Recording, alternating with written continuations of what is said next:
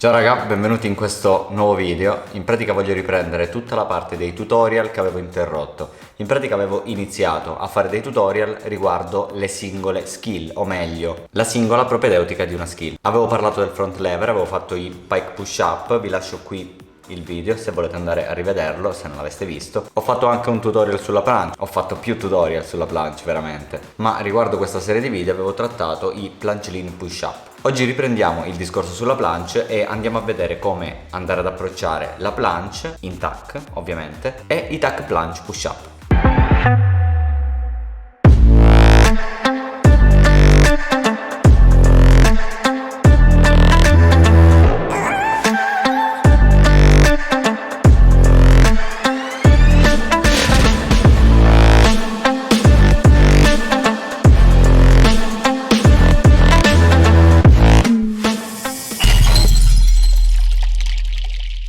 Ovviamente dobbiamo avere dei prerequisiti per andare ad approcciare la tac planche, non possiamo lanciarci subito in questo nuovo esercizio, in questa skill. Non richiede un livello di forza troppo elevato, però un minimo di condizionamento sì, quindi penso sia strettamente necessario essere in grado di eseguire i planche lean push up nella maniera più corretta possibile, oltre che ad avere un buon volume. Quindi se ancora avete difficoltà con i planche lean push up non è ancora il momento di lavorare la tac.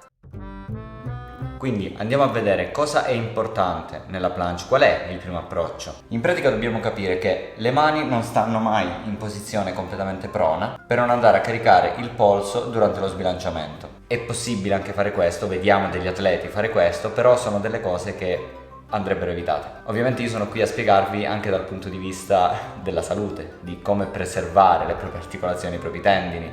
Non potrei mai promuovere delle cose che comunque possono essere spettacolari, fanno parte del mondo atletico, però possono essere deleterie. Per proteggere i polsi in questo caso evitiamo la prona e spostiamo le mani all'esterno. Questo ci permetterà di sbilanciarci in avanti con pochissimo carico sul polso. Ricordiamo sempre le dita attive, è come se volessimo aggrapparci al pavimento. Da questa posizione ci sbilanciamo leggermente in avanti. Non è necessario andare troppo in avanti perché renderebbe l'esercizio molto più difficile di quello che in realtà è. Serve anche un minimo, ma dico un minimo, di equilibrio. Da questa posizione leggermente sbilanciata andiamo a portare le ginocchia al petto, in questa maniera.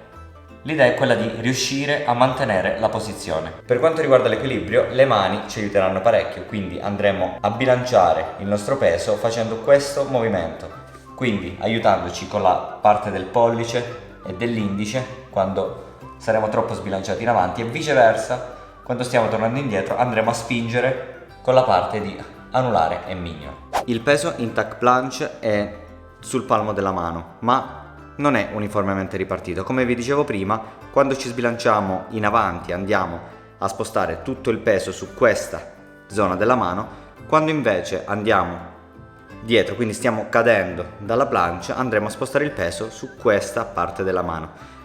L'ideale sarebbe quello di avere il peso nella zona centrale, facendo dei piccoli movimenti per bilanciarci. Come primo approccio, nel caso in cui non riuscissimo a mantenere l'isometria in alcun modo, perché perdiamo l'equilibrio, perché abbiamo paura, non dico perché non abbiamo abbastanza forza, presumo che voi che state allenando il tac planche sicuramente siete già ad un buon livello in planche lean e ad un buon livello in planche lean push up. Altrimenti non ha senso andare a provare planche e probabilmente il motivo per cui non la tenete è perché non avete abbastanza forza. L'esercizio dinamico di cui sto parlando è questo, praticamente dalla posizione con le ginocchia a terra andiamo a sbilanciarci in avanti, a tirare su le ginocchia al petto senza mantenere l'isometria e facciamo questo esercizio in dinamica, quindi con delle ripetizioni. Ci sbilanciamo in avanti,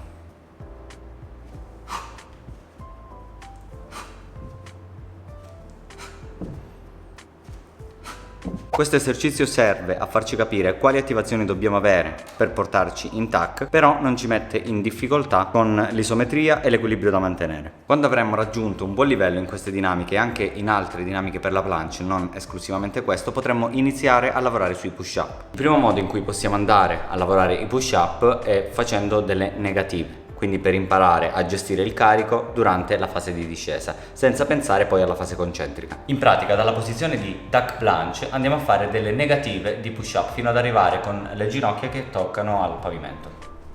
Quindi partiamo da tac planche e scendiamo lentamente e ripetiamo.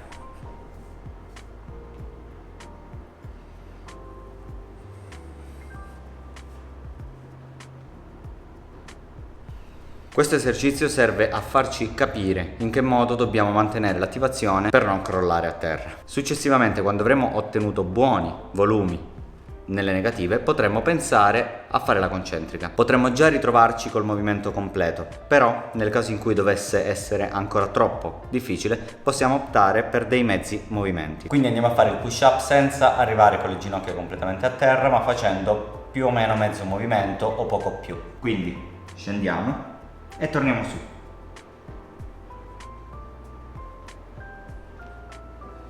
Siamo concentrati sul mantenere sempre l'attivazione corretta, altrimenti l'errore tipico è quello del bacino che scende giù e non è difficile ritrovarsi a fare una specie di dip a terra. L'idea è quella che le spalle e il bacino durante il movimento del push up devono essere sullo stesso livello.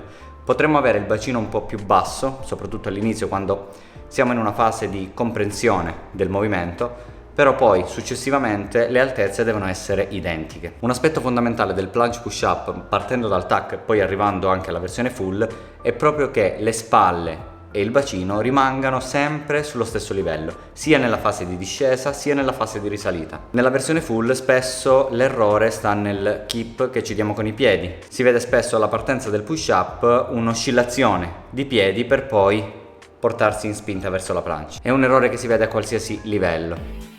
Bene, spero che questo piccolo tutorial possa esservi stato utile, sicuramente ne farò degli altri, sto prendendo tutti gli esercizi singoli, li sto analizzando e vi porto questi brevi tutorial per darvi degli spunti di allenamento e dei piccoli consigli. Non mi va di fare robe troppo lunghe e complesse, non ho bisogno di andare a ricercare i minuti di visualizzazione, non me ne frega niente. Quello che mi interessa è divulgare, dare delle informazioni brevi, precise, sintetiche, che abbiano un senso e che siano utili soprattutto. Ci vediamo nel prossimo video. Ciao!